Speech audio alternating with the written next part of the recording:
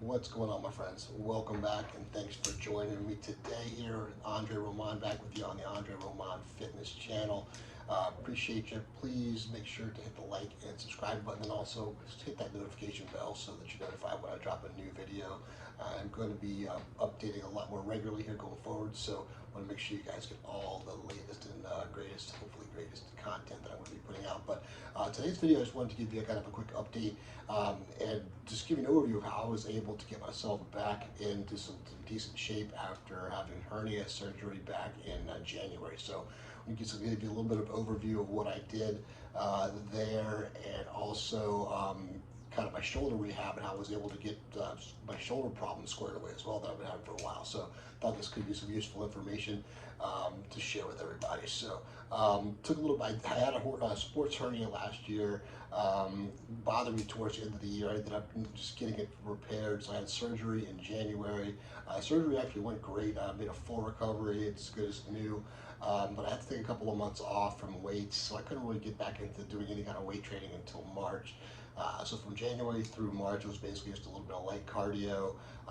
That was about it. So I took some time off to recover. So during that time, I decided to go see an orthopedic surgeon because I've been having shoulder pain for over 10 years. It's been forever. I think it might have been an old football injury that I've just been nursing. Just maybe one too many stingers. I wasn't sure what had happened, but it was to the point where it was affecting my ability to press heavy, do heavy presses, heavy overhead presses, and subsequently I was having a hard time maintaining, some of the mass that I had built up on my, upper body, my shoulders and chest in particular. So wanted to see what I could do to alleviate this. So I went to see the surgeon, got some x-rays done. He said it looked like I had, a little bone spur, which wasn't an issue. He said what was mainly causing my pain was some rotator cuff and labrum, like some slight tearing over there, some issue going on. So rather than getting surgery, he felt that physical therapy would be a good, avenue to try. So during that time when I was off from training due to the hernia surgery, I started doing physical therapy on my shoulder. Went to see a physical therapist here local to me. I got prescribed some exercises, and I'll tell you what, those things really work. I did them, religiously as the guy told me to do, and my shoulder is like as good as it's been in years. I'm able to press heavy again, virtually pain-free. The other week I was able to put up 275 for 12 on the overhead Smith machine shoulder press, which, for an old 46-year-old dude, not too bad. So, and pain-free as well, which is cool. So, in some sense, the hernia surgery may be a blessing in disguise because it kind of gave me the time and the impetus to get the shoulder issue checked out, which I've been kind of putting off for a long time. So anyway, I'm going to put a separate video out later on this week. I talk about the rehab and how I was able to get that shoulder thing done too, and share some of the exercises, because I think you guys might appreciate some of that as well. But in terms of my training and kind of getting back in shape after the surgery, started off in March and it was pretty out of shape. I'll put up a little picture. You can see what I look like there. I was around probably low 230s, maybe 232, 233. It's soft. So not starting out great. I've been sitting around, just doing a little cardio, but I wasn't eating great either. It was just kind of waiting to get myself back in the gym. So March rolled around. I started off on like a 4-on, 1-off split. Basically training every body part once every 4 days, and then resting on that 5th day, just because I knew my muscular endurance and my stamina wasn't there, and I didn't want to overtrain. So excuse me, once I got a little bit better in terms of my muscular endurance and my overall fitness, I switched that up to like a push-pull leg split. I started out doing push-pull legs rest, push-pull legs rest, and towards the end of my cut, I just started doing a 6-day a week, so push-pull legs, rest on Sunday. So I kind of worked up to that, but the entire time it's been pretty low volume, relatively speaking, maybe 5 to 7 working sets per body part per training session. Reps typically in the 10 to 12 range, with a good mix of compound and isolation, movements mixed in. Regarding my diet, relatively high protein, around 300 grams a day. Fats, try to keep them around 60 plus or minus. Carbs, I vary. I did a little bit of, I guess you could consider carb cycling. My low days I go down to about 150 grams. I never went totally zero carb, but I always included some carbs at least in my my pre, and post workout, as well as a little bit of carb intra workout. But on my high carb days, I'd go up to as high as like 500 grams of carbs.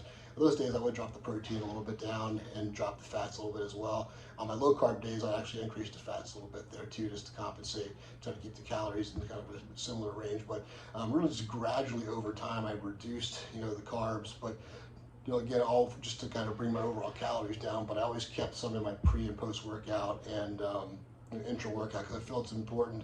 Something I learned in the past, when you're cutting, especially towards the end, you've got to do what you can to lift as heavy as you can to maintain your muscle when you're getting towards the end. And it's hard to do that without carbs. So definitely helped out quite a bit. Regarding cardio, I really didn't do much like actual gym cardio per se. I was using basically a step counter this time around, and it worked really well. I started out basically doing 30-minute walks in the morning, fasted, like 5 days a week, increased that to 6 days a week after a little bit, then up that to every day. And then just for the final 4 weeks, I threw in an extra 30 minutes on the stationary bike after my weight training session. But that's just for 4 weeks, trying to get the last little bit of fat off into my cut. So, but that's what I was doing, and just trying to be active as well during the day.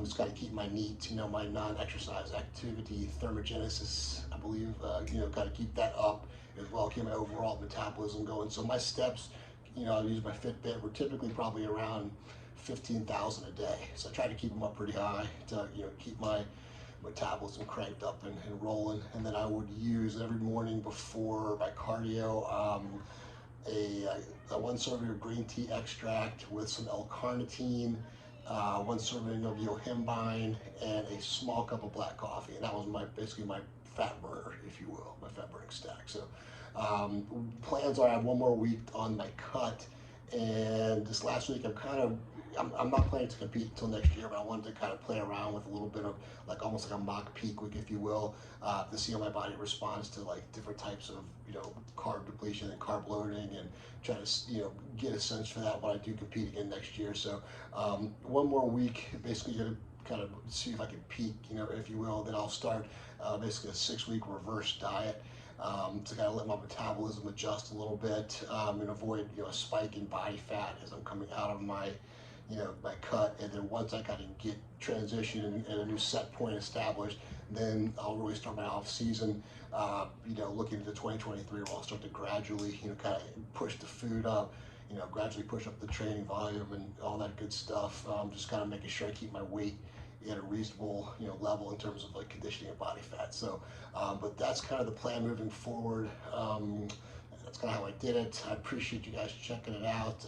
For anybody who's interested in one-on-one coaching, reach out to me, Andre, at AndreRomanFitness.com. Again, thanks for checking out the video. If you guys find this information useful, again, make sure to subscribe, hit the like button, and hit the notification bell. And if you have any questions, comments, please drop them below. They're good for the algorithm, and I love questions. I may even make a video on your questions if I can. So leave your questions, comments below. And until next time, guys, I'm out. Peace.